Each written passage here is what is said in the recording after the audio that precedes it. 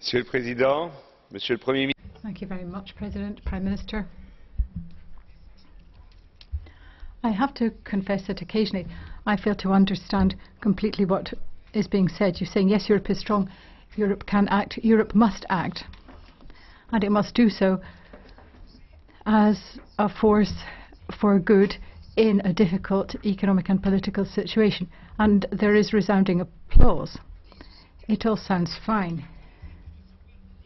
But then I hear that in 1948 we didn't accept the dictates from Vienna. In 1956 we didn't either.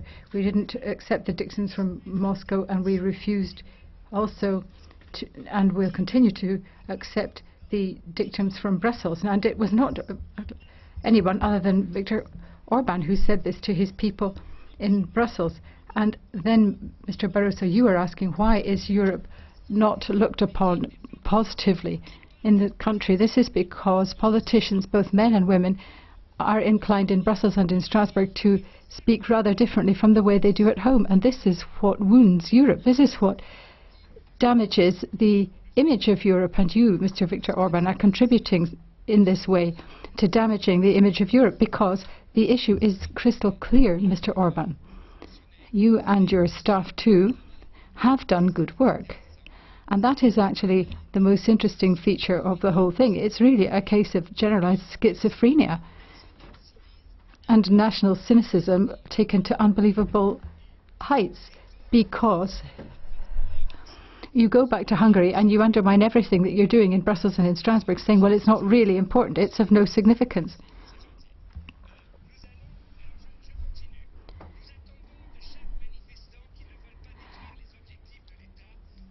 It's been said that the demonstrators do not want to destroy the structure of the state, and that within the law certain measures are possible. It is possible to demonstrate, but it is also necessary to take measures in order to keep this under control. To deal with this, we can be unpleasant if necessary, though that's the right approach, I think. János Kadar, 1985. János Kadar said that in 1985, and these are some of the problems that we are facing. On the one hand, yes, you did fight in 1989 for freedom for your country, but then all of a sudden, and this is what is rather strange, you appear to be rather suspicious of your own beliefs, because you're against the dictatorship of Brussels. At the same time as you're the president of the dictatorship in Brussels, you ought to be a lot more suspicious of yourself in some other guises, Viktor Orban, and then you would understand why the Europeans of today have concerns, and why you read in the newspaper 2 days of the liberal left merging their editors. The European left, Mr Orban, approved the merger, but your independent media council, which you control, refused to allow this, because these are opposition newspapers and you don't want these two opposition newspapers to merge together. You have a free radio called Club Radio, and by chance it is in the same way as the Catholic radio, the one whose frequency suddenly disappears. These are not accidents of history, Mr Orban. We know why things always fall on the one side of the political spectrum and not on the other. This is always where the axe falls. Now, you may sit there and shake your head, but you must know in your heart of hearts that what I am saying is correct, because on the one hand we hear your high-sounding nationalist rhetoric, and then you go back to Brussels and you tell people what's supposed to be going on there.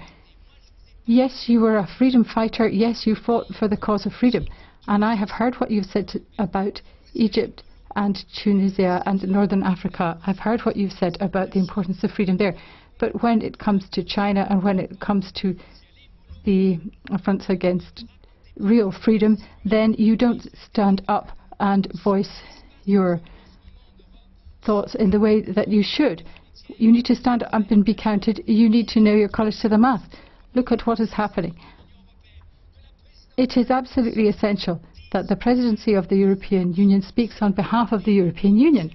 And we have got to ensure that the Schengen agreements, which are an integral part of European law, are upheld. And no country, neither Denmark nor Hungary, can start undermining European law when it suits it. If European law has to be changed, then it has to be done through co-decision with this Parliament, Mr Barroso. It can't just be done on a haphazard, random basis when some country doesn't like it. You have to go through this Parliament and you have to have a majority which is in support of it. So, Mr Orban, yes, you've done some good work, but you're really a combatant of a dictatorship, fighting a dictatorship, Mr Orban.